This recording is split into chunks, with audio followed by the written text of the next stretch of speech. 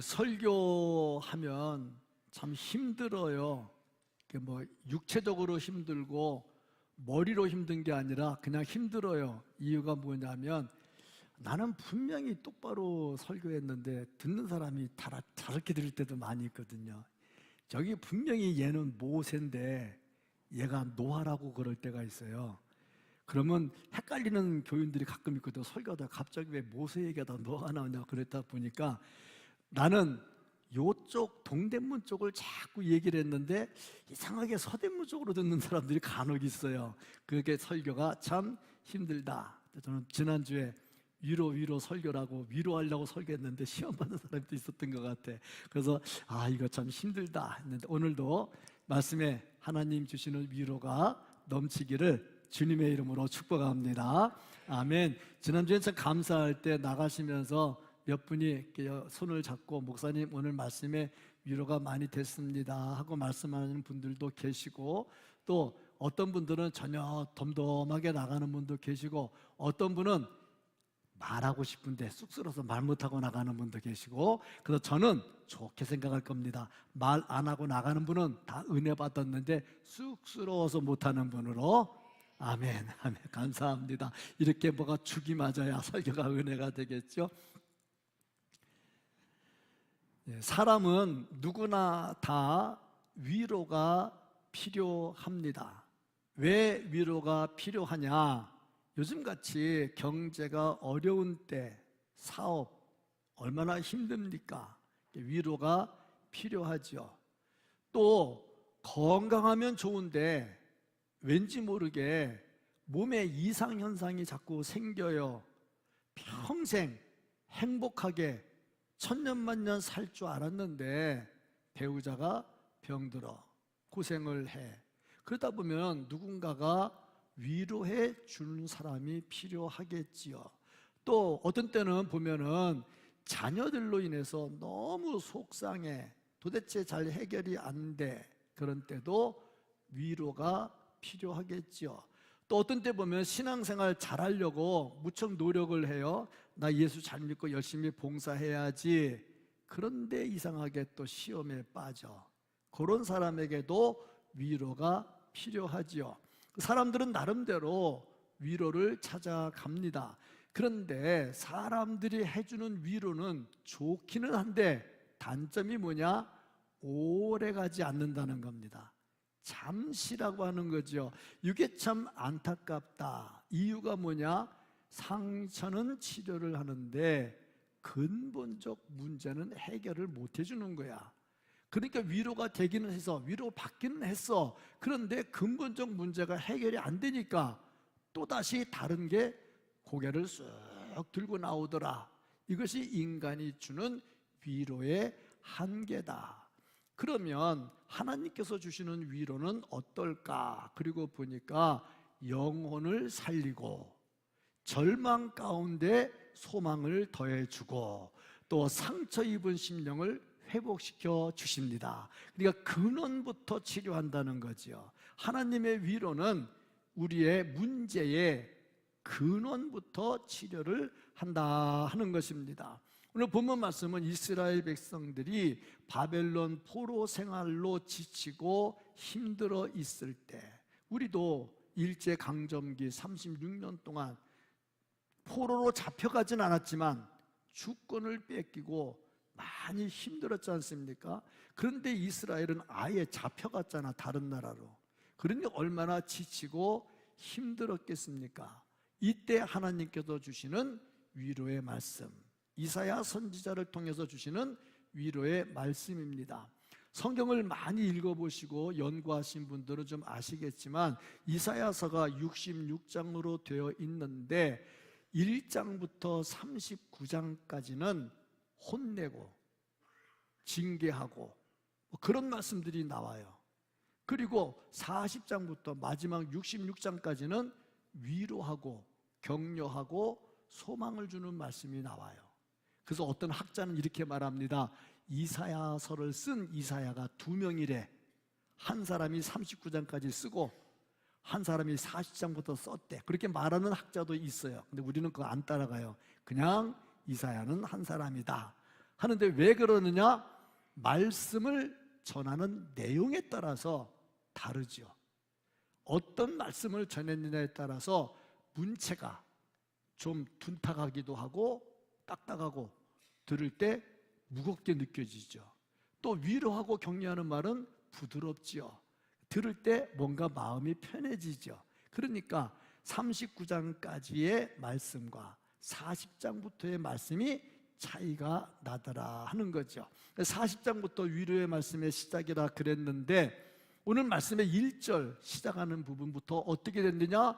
위로하라, 내 백성을 위로하라 하는 말씀으로 시작이 됩니다. 1절 말씀부터 보면은 반드시 하나님께서 주시는 말씀, 위로하라, 내 백성을 위로하라. 자, 그렇다면 하나님은 왜 이사야 선지자에게 이 말씀을 주셨을까?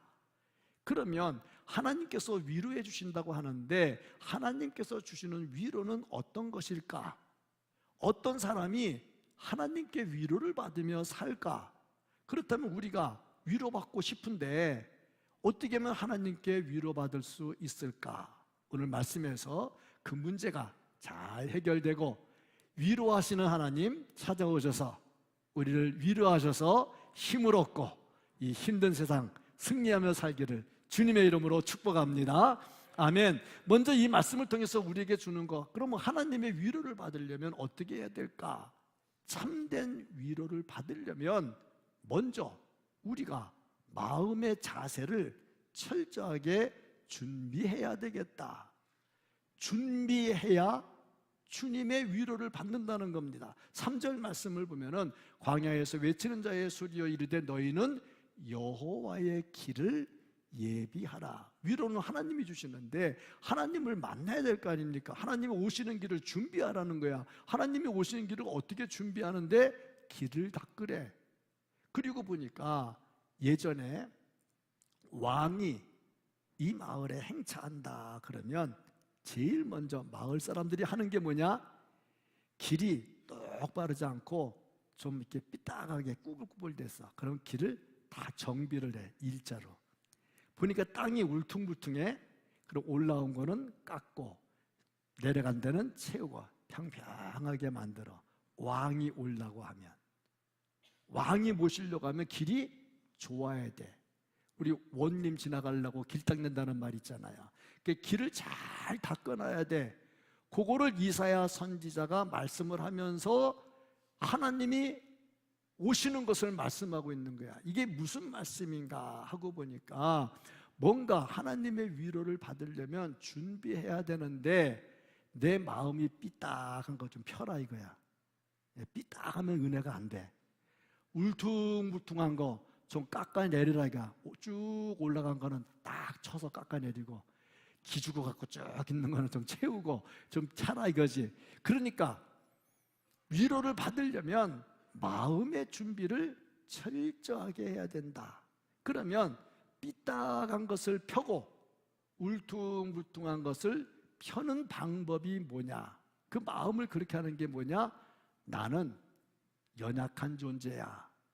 그거를 내가 스스로 깨닫고 겸손하게 서야 된다는 겁니다.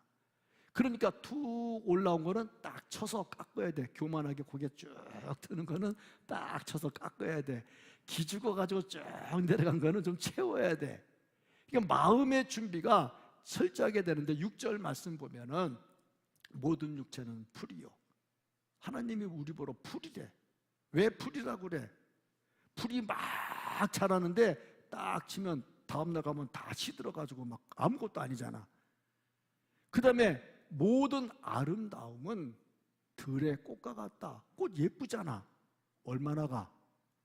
화무는 11홍이요 달도 참은 기우느니라. 얼씨구 절씨구 차차차. 며칠 간다고? 11홍이야. 열흘 가는 꽃 없다고. 3대 가는 새가 없다고 그러잖아. 그러니까 막 좋다고 잘났다고 이거는 뭐냐? 교만한 거야 사람이. 나는 잘났어. 나는 힘이 있어. 막 자라는 거 풀 막 자라잖아. 뭐 잔디보다 풀이 더 잘 자라잖아. 막 쫙쫙 자라잖아. 꽃 얼마나 예뻐. 아름답잖아. 목련꽃 예쁘다고 쳐다보는데 며칠 지나면 시커멓게 떨어져가지고 아주 보기 흉하더라고. 그러니까 꽃은 살아있을 땐 예쁜데 죽으면 되게 지저분해져. 여러분 지저분해지지 마시고 계속 살아있기를 바랍니다. 그 들에 꽃과 같다 그랬어. 그러니까 뭐냐? 니네 교만하면 안 돼. 하나님을 찾고 하나님의 위로를 받으려면 교만하면 안 돼. 니네 잘나봤자 풀이야. 니네 아름다워봤자 꽃이야. 꽃 며칠 안 가.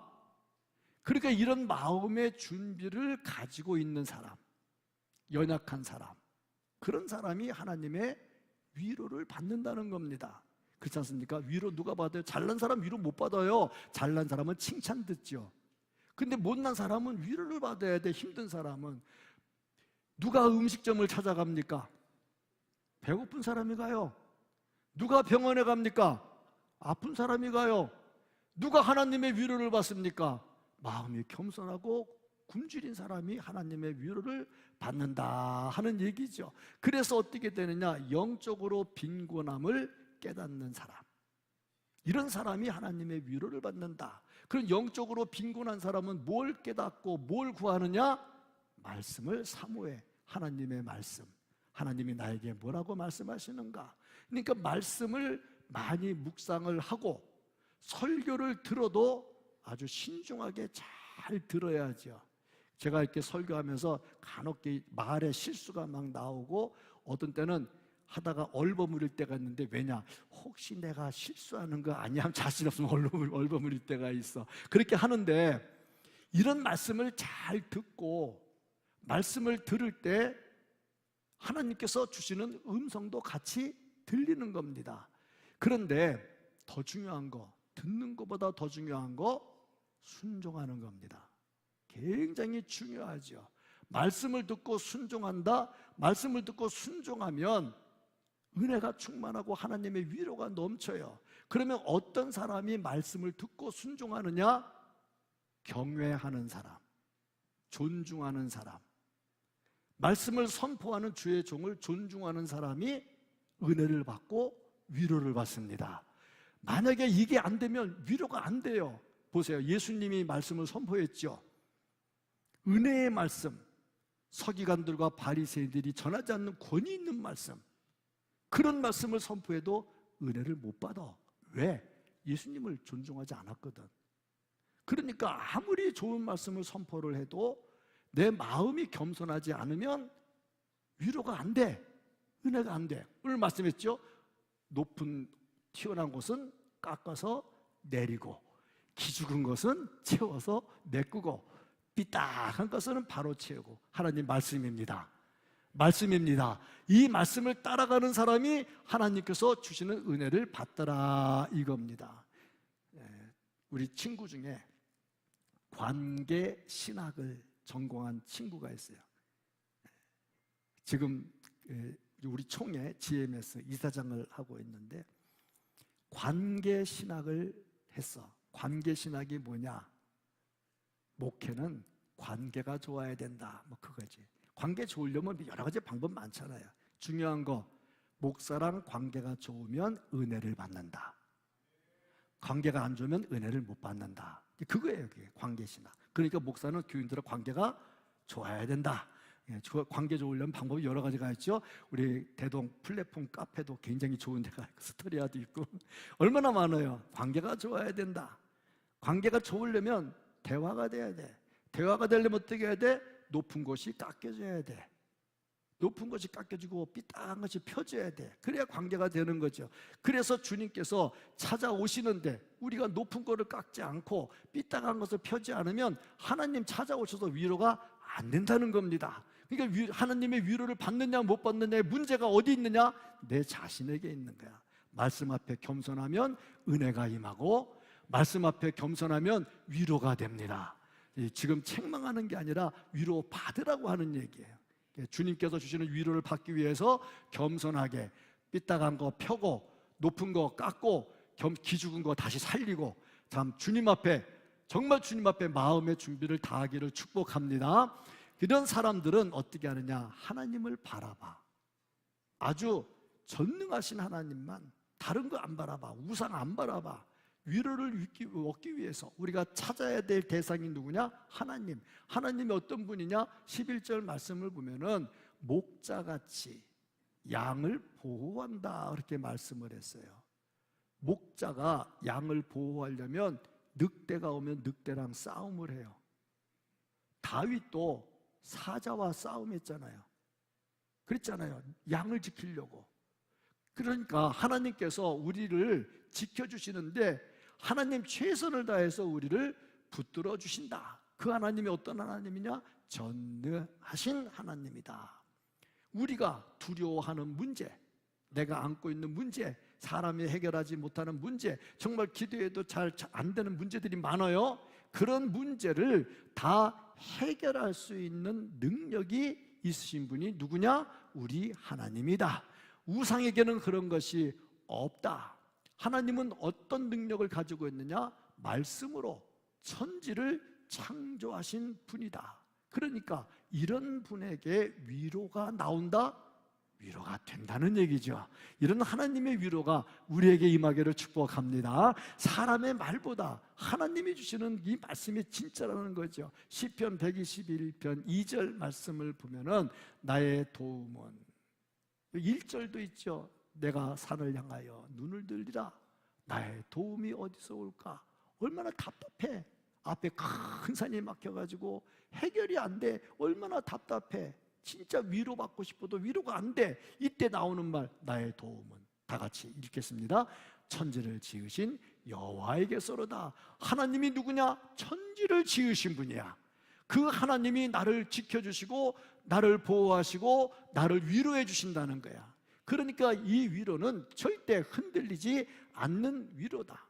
현실을 보고 현재를 보면 실망하고 낙심할 수가 있습니다. 그런데 이렇게 찾아오시고 위로하시는 하나님을 보면 소망이 넘쳐납니다. 소망이 넘쳐나면요, 그 상황도 이겨나갑니다. 이게 위로다 하는 얘기죠.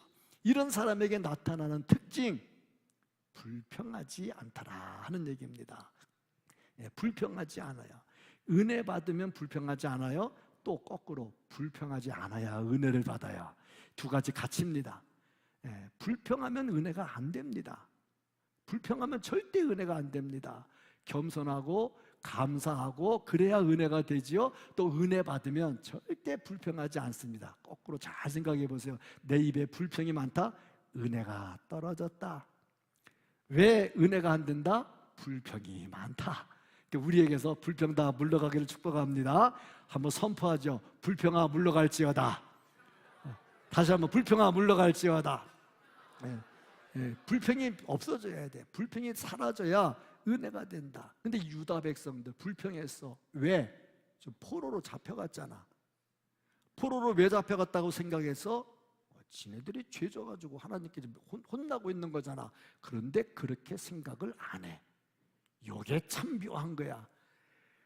고통을 당하면서 내가 잘못했네 그래야 되는데 분명히 우리 성경을 봐서 우리는 알아요. 이 사람들 죄 져가지고 혼나고 있잖아. 알잖아. 근데 잡혀간 사람들은 뭘 봐? 고생하는 현실을 봐. 고생하는 현실을 보면서 하나님이 살아계신데 왜 우리가 이렇게 됐냐? 그러면서 하는 말, 하나님이 우리를 버리셨나 봐. 이런 말. 지금 이 시대도 그래요? 예수 믿어봤자 소용없네. 교회 나와봤자 소용없네. 뭐 안 되네. 똑같아요 지금. 그 말이 지금 요 말하고 똑같은 말이야. 불평하는데 하나님은 우리를 버리셨나 봐. 우리의 문제를 보지도 않아. 그런데 하나님은 뭐라고 말씀하시느냐? 내가 너희를 다 안다.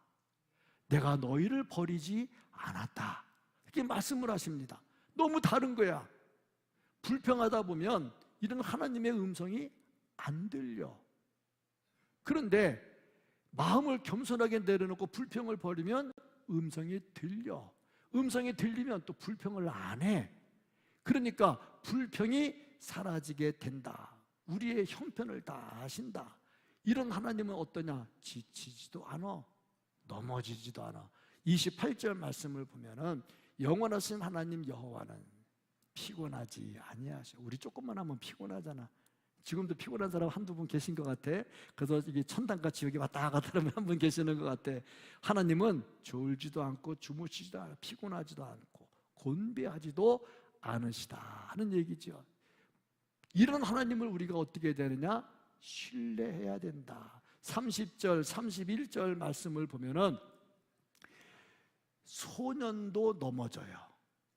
장정도 넘어지고 쓰러져요. 그런데 오직 여호와를 앙망하는 자는, 같이 읽겠습니다.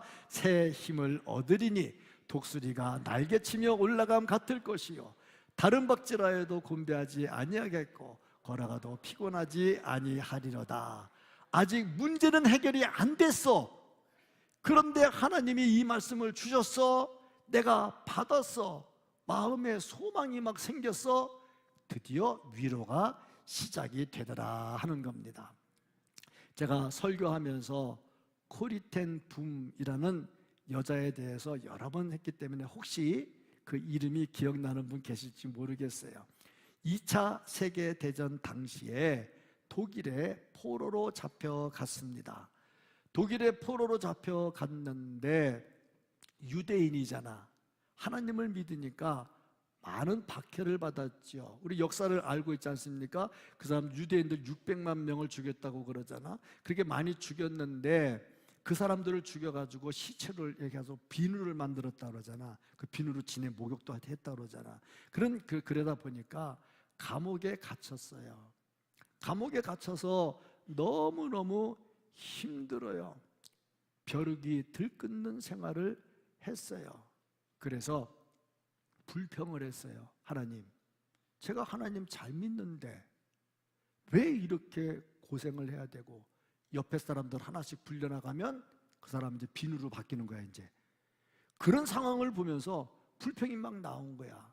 그랬더니 언니는 이제 베치라고 하는 여인인데, 불평하지 마, 감사해. 데살로니가전서 5장 18절 말씀을 묵상하면서 얘기했어요. 항상 모든 일에 감사하라. 벼룩 때문에도 감사하라 해가지고 데살로니가 전서 5장 18절 말씀 가지고 설명을 해서 벼룩이 있어도 감사해. 일부 예배 때 중학생, 고등학생 이쪽에 앉았어요. 오늘 중학생, 고등학생이에요.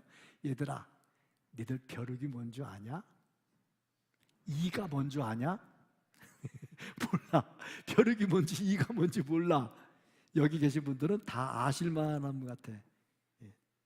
톡, 극적, 톡, 버더덕, 톡. 그거 많이 했잖아.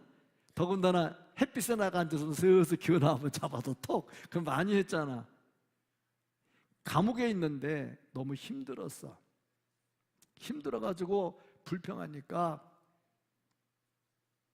언니가 불평하지 마 얘기를 했어. 근데 진짜 감사할 일이 생겼어. 빈대와 벼룩은 안 없어져서 많어. 덜도 그래. 근데 감사할 게 뭐냐?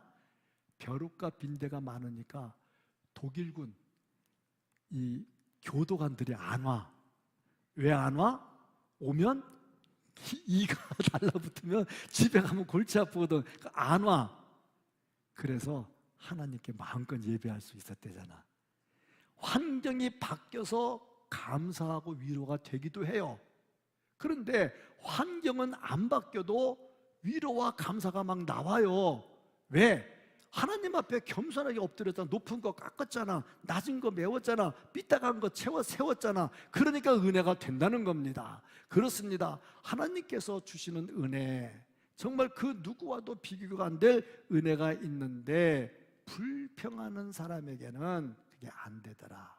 제가 설교하면서 이렇게 쭉 보면 누가 은혜를 받고 있는지, 누가 은혜를 안 받고 있는지 이렇게 다 눈 마주치면 제가 얼굴에 써 있어요. 제 마음에 내가 못 읽으니까 얼굴에 써 있어요. 제가 많이 보는 쪽이 은혜 많이 받는 쪽이야. 제가 이렇게 카메라 갖고 집에서 설교 분석을 해요. 어디서 실수했나? 어디서 똑바로 했나? 제가 이제 보면은 왼쪽 오른쪽을 골고루 이렇게 봐요. 골고루 보는데 내가 이쪽이 예쁜가 봐. 자꾸 이쪽을 보이려고 그래. 왠지 모르게 나는 똑바로 보고 이쪽도 봤는데 이쪽을 많이 본 거야. 옛날 어느 부흥회 갔더니 그 부흥회 목사님 막 설교하는데 한쪽에 여집사님들이 막 소리 지르니까 목사님 설교 중에 왜요? 그랬더니 이쪽도 좀 봐주세요. 내가 가서 이쪽을 많이 본 것 같아. 이쪽을 보고 있으니까 표정 관리 빨리 잘해요. 은혜 받는 모습으로. 은혜 받으면 불평이 사라지더라 이 말입니다. 그러면 하나님이 위로해 주실 때 어떻게 위로해 주실까? 첫째, 말씀으로 위로해 주신다. 1절, 너희는 너희의 하나님이 이르시되 너희는 위로하라, 내 백성을 위로하라. 누구의 말씀이야? 하나님의 말씀인 거야. 이사야에게 위로해, 너희들 위로해, 같이 위로해, 그런 말씀을 주고 있다 하는 얘기입니다. 위로하라는 말이 강조가 돼. 지금 포로 생활 가운데 있는데 끝나지는 않았어. 그런데도 위로해. 복역의 때가 끝났다. 이제 회복될 것이다. 아직 상황은 변하지 않았어요. 그런데 말씀을 먼저 주셨어요. 이게 힘이죠. 요셉이 종으로 팔려갔어요. 감옥에 들어갔어요. 상황이 굉장히 안 좋았어요. 그런데 하나님의 말씀은 아직 살아있었어요. 요셉과 함께 하셨어요. 그래서 어떻게 했느냐? 감옥에 있어도 그 요셉을 형통했다고 말하고 있어요. 말씀이 먼저 오면 몸이 감옥에 있어도 형통이고 이것이 위로가 되더라. 그래서 우리는 어떻게 해야 되느냐? 위로는 말씀을 통해서 오십니다. 오늘도 말씀을 들을 때 하나님께서 찾아오셔서 우리를 만지셔서 따뜻한 손길로 만지셔서 위로해 주시기를 바랍니다. 그 위로가 있기를 축복합니다. 두 번째 보면요, 임재. 하나님이 함께 하셔. 10절 11절 보라, 주 여호와께서 장차 강한 자로 임하실 것이요. 하나님이 강한 자로 임하셔. 사랑이 넘치는 자로 아니고 강한 자로 임하셔 친히 그의 팔로 다스리실 것이라. 보라, 상급이 그에게 있고 보응이 그의 앞에 있으며 그는 목자같이 양떼를 먹이시며 어린 양을 그 팔로 모아 품에 안으시며 젖먹이는 암컷들을 온순히 인도하시리로다. 참 말씀을 하고 있잖아요. 하나님께서 임재하셔서 함께 하신다. 다윗은 시편 23편 4절에서 내가 사망의 음침한 골짜기로 다닐지라도 주께서 나와 함께 하심이라 말씀을 했어요. 사망의 음침한 골짜기 안 좋잖아요. 그런데 거기서도 하나님이 함께하고 계신다는 거야. 이게 얼마나 큰 위로가 됩니까? 우리도 아프고 힘들 때 누군가 옆에서 말은 안 하지만 같이 있어주고 옆에서 시중 들어주면 고맙잖아. 위로가 되잖아. 하나님께서 함께 하셨다. 얼마나 큰 위로가 되느냐 하는 얘기죠. 하나님은 지금도 예배 가운데 이 자리에 함께 하십니다. 저도 예배를 인도하면서 설교를 하면서 기도하죠. 하나님, 제가 여기 계시는 하나님을 보면서 설교하게 하시고 여기 계신 하나님께 내가 예배하는 예배자가 되게 하옵소서. 지난번에도 말씀드렸지만 우리는 예배자입니다.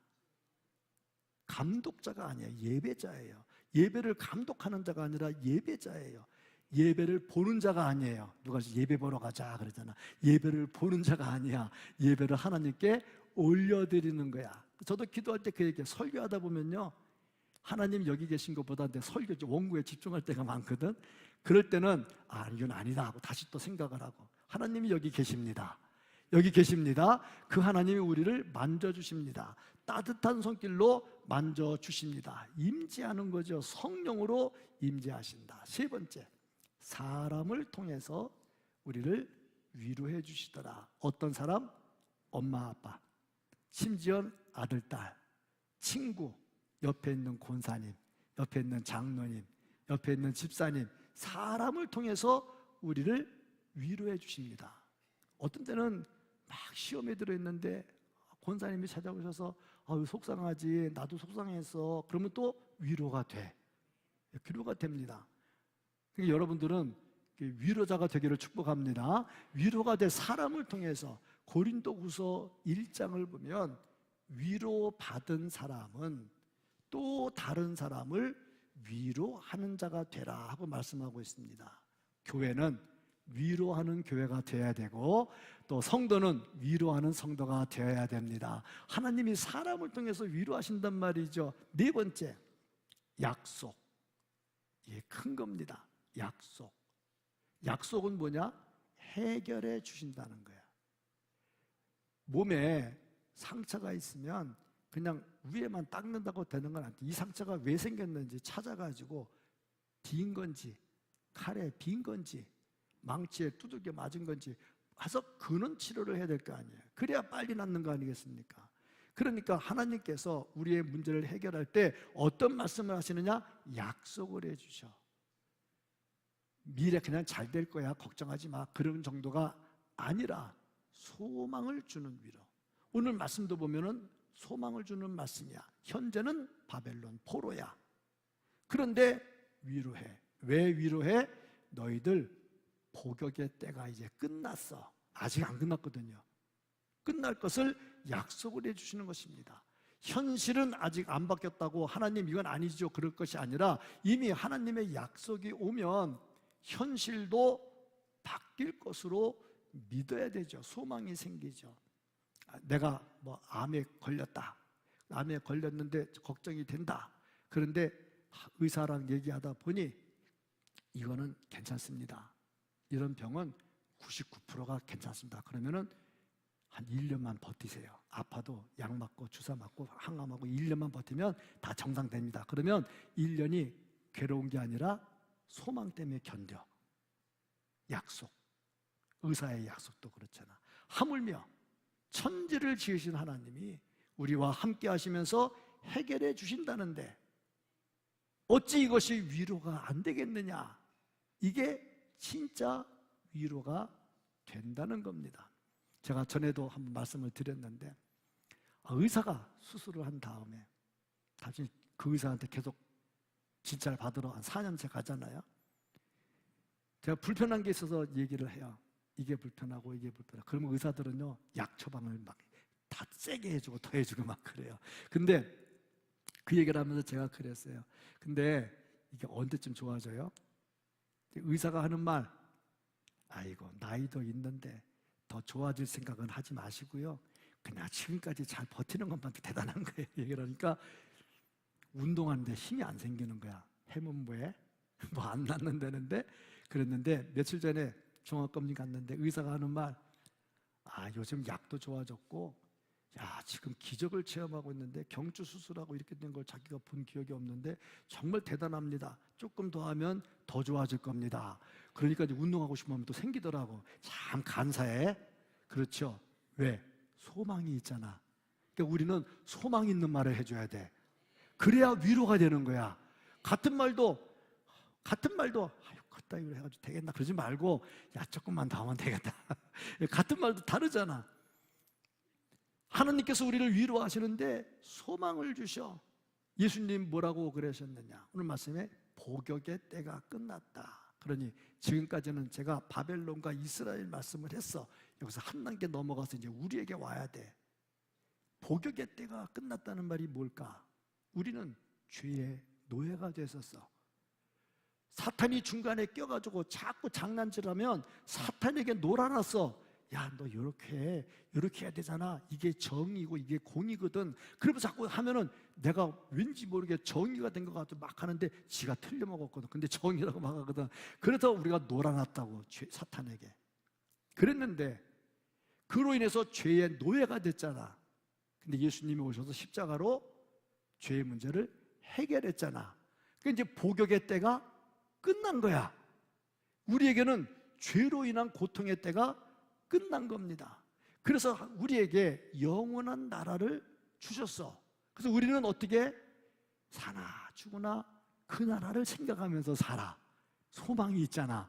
이 땅에서는 좀 다치고 이 땅에서는 좀 어려운 게 있지만 천국 가면 영원한 생명과 하나님 계시고 예수님 계시고 성령님 계시고 아브라함도 있고 모세도 있고 노아도 있고, 자, 이렇게 얼마나 아름다운 삶을 사는가 소망하고 있잖아. 특별히 연세가 많으신 분은 더 소망하고 있잖아. 왜? 더 좋은 나라를 사모하면서 약속이 있잖아. 그러니까 미래에 대한 약속이 있으니까 이 땅의 어려움을 잘 이겨나갈 수가 있다는 겁니다. 소망이 있으면 하나님의 위로가 있다는 증거입니다. 소망이 없으면 위로가 사라지고 있다는 거지요. 우리에게는 소망이 있습니다. 영원한 소망이 있습니다. 천국 소망이 있습니다. 하나님이 함께 하십니다. 하나님이 해결해 주십니다. 이게 우리에게는 큰 위로가 된다는 겁니다. 하나님은 위로의 하나님입니다. 어떻게 해야 될까? 준비하라. 삐딱한 건 똑바로 펴라. 울퉁불퉁한 것은 깎고 메워라. 또 불평하지 말아라. 늘 하나님을 바라보고 말씀을 붙들고 하나님의 임재를 생각하고, 또 사람을 통해서 주시든지 아니면 회복의 약속의 말씀을 주시든지 붙들고 살아라. 그러면 위로의 하나님을 체험하게 될 것이고 하나님의 위로로 승리하게 될 것이다 말씀을 합니다. 이런 은혜가 우리 모두에게 있기를 주님의 이름으로 축복합니다. 다시 한번 하나님께서 주시는 위로가 우리에게 가득해서 이 한 주간도 믿음으로 승리하기를 주님의 이름으로 축복합니다. 아멘.